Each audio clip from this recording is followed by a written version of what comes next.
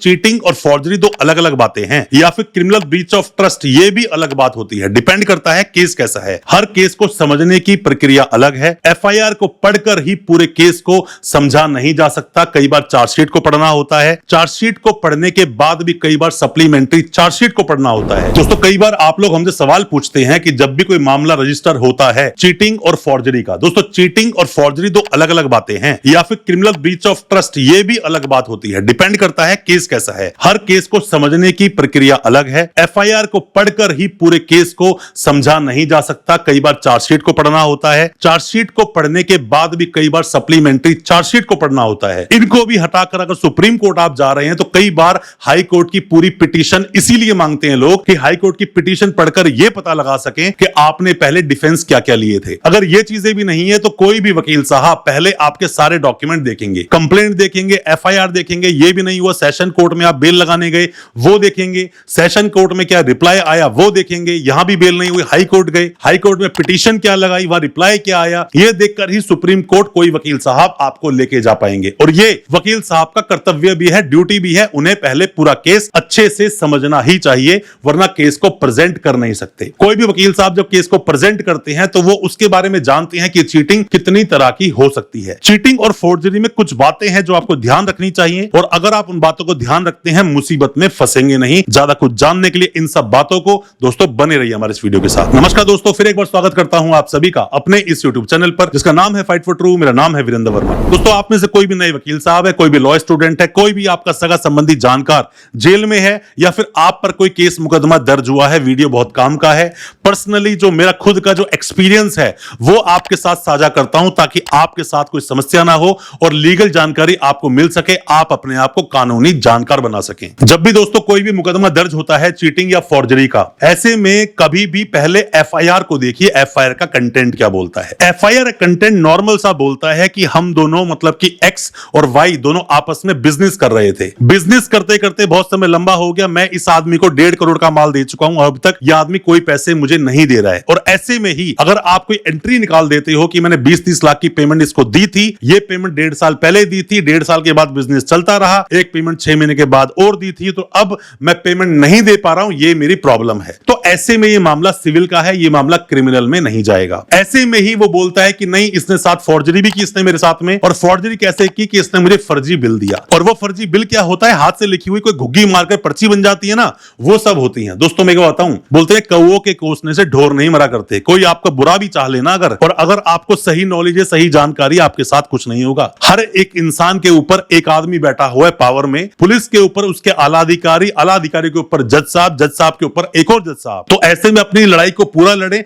डरने की जरूरत नहीं है। मान लीजिए दूसरे स्टेट की पुलिस आपको उठाने आ जाती है, आपको अरेस्ट कर लिया, तो ऐसे में अगर इलीगल प्रोसीडिंग है, 420 का मामला है या 318 का सबसेक्शन 4 का मामला है नए कानून का, तो ऐसे में आपके वकील साहब जाते ही कोर्ट में सबसे पहली बात ये बोलते हैं कि सर इन्होंने 41A के कंप्लायंस नहीं किए। मतलब 35(3) का जो नोटिस होता है, अर्नेश कुमार का जजमेंट बोलता है, सतेंद्र कुमार अंटिल का जजमेंट बोलता है, और भी कई सारे जजमेंट आए कि इन्होंने किसी भी तरह का नोटिस हमें नहीं दिया, तो क्या ये मुझे सीधा अरेस्ट कर सकते हैं। तो ऐसे में एक आर्ग्यूमेंट होती है, जब ट्रांजिट रिमांड होता है तो आप बच सकते हैं। इसीलिए बोलता हूं कभी भी कोई भी वकील साहब केस लें तो एफआईआर को 2-3 बार पढ़ें। पहली बार समझ आती है, दूसरी बार और ज्यादा समझ आती है, तीसरी बार तो आप समझ जाते हो केस में क्या चल रहा है, सही क्या गलत क्या। देखना पड़ता है सिविल को क्रिमिनल तो नहीं बना दिया, देखना पड़ता है जजमेंट्स क्या बोलते हैं, देखना पड़ता है ये मामला सच में अप टू 7 इयर्स के हैं कि नहीं। सिर्फ और सिर्फ मामला 468 आईपीसी का है 420 के साथ, या फिर 336 लगा है 336 का सबसेक्शन 3, तो ये मामला 7 साल तक का है पनिशमेंट का। इसमें पुलिस आपको डायरेक्ट अरेस्ट नहीं कर सकती, इसमें नोटिस देना ही पड़ेगा। पर अगर यही मामला आईपीसी का सेक्शन 467 ऐड हो जाए या फिर बीएनएस का सेक्शन 338 ऐड हो जाए, तो ऐसे में पुलिस को नोटिस देने की जरूरत नहीं है। हालांकि पुलिस नोटिस तो मर्डर केस में भी दे सकती है, अगर लगता है कि अरेस्ट करने की जरूरत नहीं है। वो कब देती है नोटिस,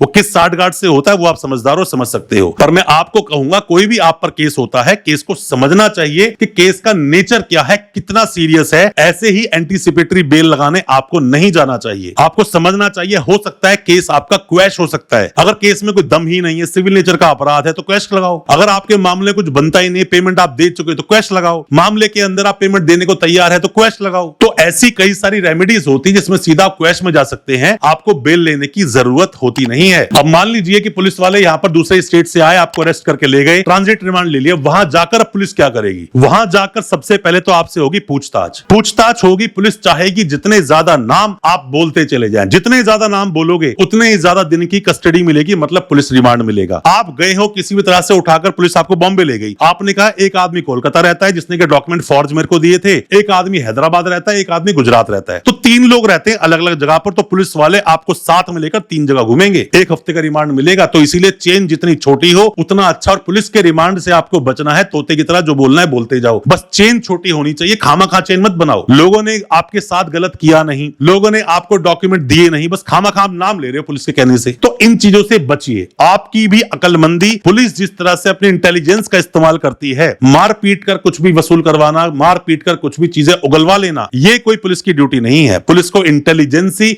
इस्तेमाल करनी चाहिए। आप भी इंटेलिजेंट बनिए और खामा अपने ही खिलाफ ना सबूत दीजिए और ना ही अपने खिलाफ कोई आप गवाही दीजिए। अब सवाल दोस्तों यहां पर यह आता है कि पुलिस ने आपसे पूछताछ तो कर ली या फिर सीधा आपको जेल भेज दिया, तो क्या जेल से दोबारा पीसी रिमांड ले सकते हैं? तो क्या दोबारा पूछताछ के लिए आपको लाया जा सकता है पुलिस के पास? तो दोस्तों ऐसा पुलिस के पास पावर होती है अगर वो मजिस्ट्रेट साहब से परमिशन ले लेते हैं या फिर मजिस्ट्रेट साहब को कन्विंस कर लेते हैं कि पीसी रिमांड चाहिए 2-4 दिन का, बाहर लाना है किसी को, तो ऐसे में उसको रिमांड मिल सकता है। ऐसा नहीं सीधा आपको भेज दिया जेल तो वापस नहीं ला सकते, ला सकते हैं। ये जो पुलिस के अरेस्ट के बाद में जो पूछताछ का समय होता है, बड़े से बड़ा अपराधी बोलता है जेल भेज दो पर मुझे पीसी रिमांड पे मत भेजो, जेल भेज दो, बेल मिले ना मिले, पर मुझे बिल्कुल भी रिमांड मत दीजिए, पुलिस को मेरी कस्टडी मत दीजिए, क्योंकि उसमें क्या कुछ होता है सबको पता है। हालांकि वो इलीगल है और आपको मारा पीटा गया है, परमवीर सिंह सैनी का जजमेंट है, उसका इस्तेमाल कीजिए, तो उससे भी आप बच सकते हैं। अब दोस्तों अगला सवाल ये आता है कि अब बेल कब होगी? दोस्तों बेल के लिए इंडिविजुअली मैंने आपको बताया है कि चीटिंग फोर्जरी में कब कब बेल लगा सकते हैं, डिटेल्ड वीडियो उस पर बनाई है। आपको जब ट्रांजिट रिमांड लिया गया तब भी बेल लगा सकते हो, वहां ले जाकर दूसरे स्टेट में मजिस्ट्रेट साहब के सामने पेश किया गया, बेल लगा सकते हो, रिमांड के बाद पेश किया गया तब भी बेल लगा सकते हो, जेल चले गए सीजीएम के पास बेल लगा सकते हो, सेशन में बेल लगा सकते हो। बेल के बहुत सारे रास्ते होते हैं, डिपेंड करता है आप किस तरह की बेल लेना चाहते हो, क्या ग्राउंड्स हैं, ये चीजें बहुत मैटर करती हैं। फिर भी कोई सवाल आपके दिल में अगर होंगे, आप सवालों को पूछना, जो मेरा पर्सनल एक्सपीरियंस है वो साझा करूंगा। हो सकता है आपके साथ जो समस्या है उससे आप बाहर निकल सके और मेरी वीडियोस के माध्यम से आपकी कोई मदद हो सके। ये लीगल अवेयरनेस की वीडियोस इसीलिए लेकर आते हैं ताकि आपको अपने देश के कानून के बारे में जानकारी हो